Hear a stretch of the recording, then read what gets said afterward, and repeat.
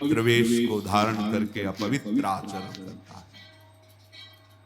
यहां हम उनकी चर्चा नहीं कर रहे, हम तो उन महाभाग्यवान उपासकों की चर्चा करते हैं जो सर्वथा अपने आप को भगवान के अधीन करने के लिए उत्साहित हो चुके हैं। भाव क्या है? अभी वो निर्विकार नहीं हुए, लेकिन उत्साहित हो चुके हैं कि अब अपना जीवन मैं प्रभु के चरणों में समर्पित करूंगा। अब अपने जीवन का पूरा भार प्रभु के चरणों में, उसके हृदय में एक घबराहट पैदा हो जाती है। बड़ी कृपा से मार्ग मिला है, कहीं छूट ना जाए। यद्यपि अभी वो निर्विकार नहीं हुआ है, पर एक कृपा पैदा हो गई। क्या? घबराहट और जलन। कहीं मेरे से ऐसी चूक ना हो जाए कि ये जो अवसर मिला है ये छूट जाए। ये कृपा होती है। वो दंभी दुराचारी के घबराहट या जलन नहीं होती, क्योंकि उसका लक्ष्य ही नहीं है। वो तो केवल वेश मात्र धारण करके अपनी वासनाओं की पूर्ति कर रहा है। बिल्कुल ठीक वैसे ही उपासक में भी गलती हो सकती है, बहुत समझना है। पर उसने अपने जीवन का भार प्रभु के चरणों में दिया तो अब घबराहट पैदा हो गई, एक डर पैदा हो गया, एक जलन होने लगी। नहीं, अब कहीं ऐसी गलती न हो जाए कि मैं भगवान से विमुख हो जाऊं।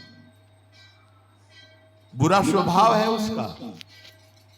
बहुत सुलझ के इस मार्ग की बातें सुननी चाहिए, नहीं तो निर्णय नहीं निकाल पाओगे। बिल्कुल वैसी स्थिति है जिसके पीछे निंदा की गई।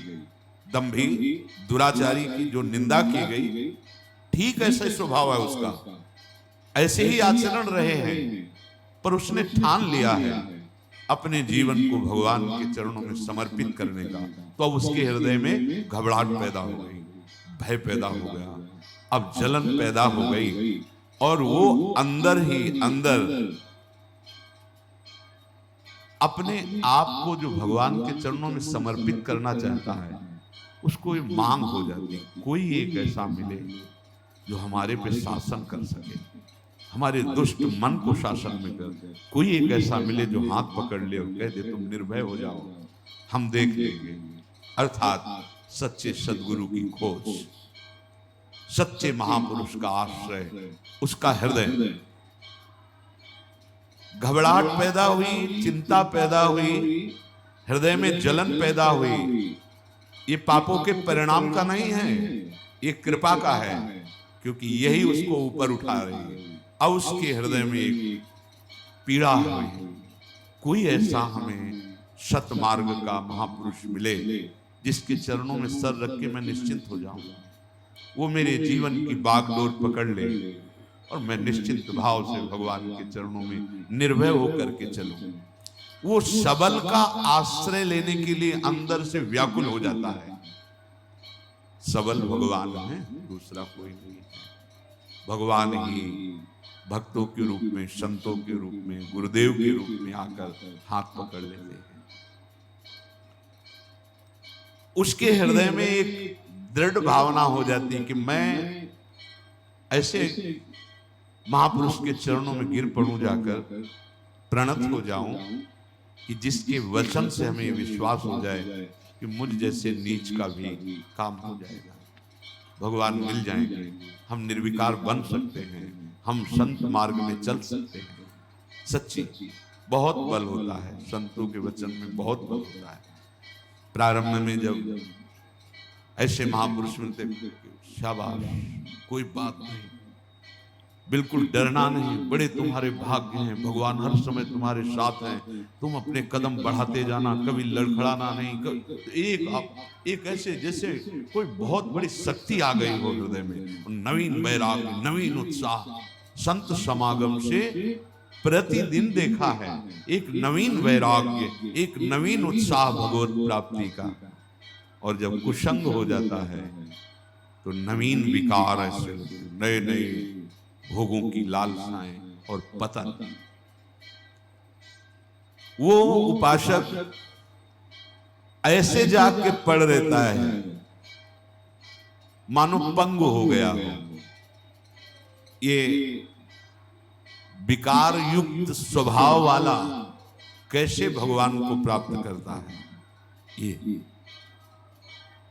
जब ऐसे महापुरुष का संग मिलता है तो मानो पड़ गया उनके चरणों में कि अब चाहे तुम चरणों से प्रहार करो और मुझे तिरस्कृत करके भगाओ, अब हमारी ठौर नहीं है, अब कोई और नहीं है हमारा। ये वृत्ति भी जैसे वो घबराहट भय आई, जैसे हृदय में किसी समर्थ की मांग हुई कि आए और मुझे पकड़ ले या मुझे बुलाए और मेरा हाथ पकड़ कर कहे तुम निश्चिंत हो जाओ, ऐसे ही ये वृत्ति उपासक के हृदय में आई कि अब आप चाहे मारो या तारो, अब मेरे लिए कोई ठौर नहीं और कोई और नहीं। ये ध्यान रखना, जब तक कोई ठौर है, कोई और है, तब तक निर्विकारता नहीं आती है, तब तक निश्चिंतता नहीं आती है। एक आदमी होता है, आप एक बार हृदय को तो समर्पित करके देखो गोरे चरणारविंद में, एक बार तो हृदय में लाओ, अब कोई ठौर नहीं, श्री राधा जुग चरण निवास, अब कोई और नहीं, मेरी महारानी श्री राधा रानी। यही सदगुरु हैं, यही है गुरु, श्री जी गुरु। हरि हरिवंश भेद नहीं होई, प्रभु ईश्वर जाने सब कोई, दोई कहे ना अनन्यता, दो कहने से अनन्यता नहीं बनती। जो प्रभु की कृपा से ऐसा संग मिल गया, अब उसके हृदय में प्रतिपल एक उमंग आने लगती, मैं कैसा अधम नीच, मुझको कितना उत्तम सौभाग्य मिला। अरे मैं वृंदावन वास कर रहा हूं, मैं सत्संग सुन रहा हूं, भगवान नाम जप कर रहा हूं, साधु समागम, अहो हमारे ऊपर अपार कृपा। वो प्रतिपल ऐसे विचारों में खोने लगता है।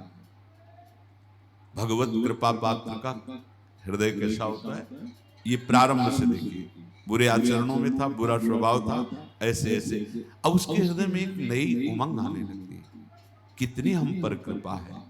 जहां ये बात उसके हृदय में आई तो भगवत कृपा अपना काम करने लगी। मच्चित्ता सर्व दुर्गाणि मत प्रसादात करिष्यति। अब जितने उसके दुराचार स्वभाव में बैठे थे, एक एक का नाश कर रही भगवत कृपा। भगवत कृपा, यहाँ उसकी कोई साधना की बात नहीं हो रही, भगवत कृपा का विश्वास करो इस बात पे। वास्तविक पूज्यपाद सूर्या बाबा जी के वचन जो पढ़े तो उन्होंने कहा कि बहुत साधन बल का प्रयोग करके देखा पर निर्विकारता सिद्ध नहीं हुई, तब गुरुदेव के चरणों का हृदय से आश्रय हुआ, तो जो साधन बल में श्रम करके भी हम नहीं कर पाए वो गुरु कृपा से हो गया। इसलिए गुरु कृपा ही केवलम, गुरु कृपा का एक अपार बल होता है। पर ध्यान रखिए, श्री जी ही गुरु जी हैं, गुरु जी ही श्री जी हैं।